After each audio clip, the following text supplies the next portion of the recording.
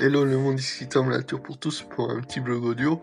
Là c'est un sujet important, donc vraiment j'en fais un tous les mercredis, tous les dimanches. Alors parler d'écologie dans un sens vraiment de changement quoi. Et c'est vraiment ce que José Bové en a parlé sur les sujets des pesticides, des OGM, tout ce qui détruit l'agriculture en fin de compte.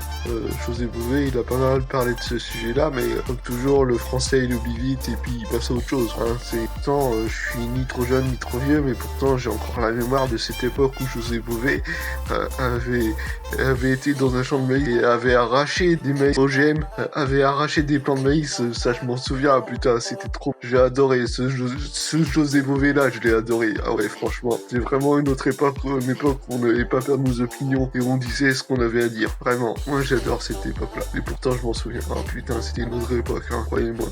Sérieux quoi. Ensuite il y a Nicolas Hulot qui s'est aussi lancé dans ce mouvement écolo, dans cette idée de protection de l'environnement, dans la sensibilisation du grand public pour essayer de dire aux gens que ce qu'ils font c'est pas bien et que voilà quoi, qu'il faut changer les choses. Voilà.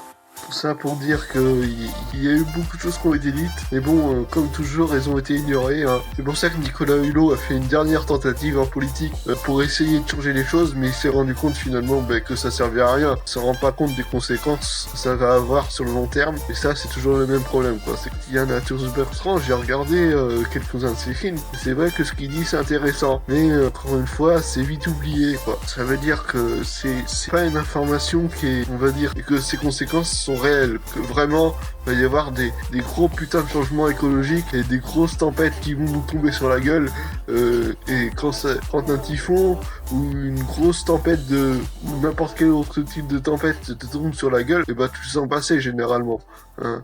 Voilà quoi.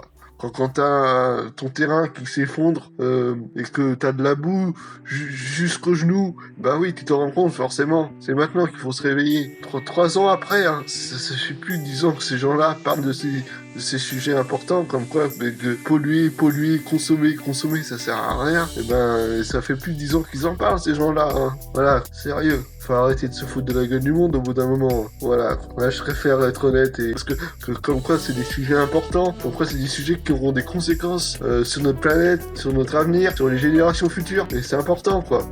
De toute façon, ça a été dit que la surconsommation allait nous tuer. Hein. C'est une vérité.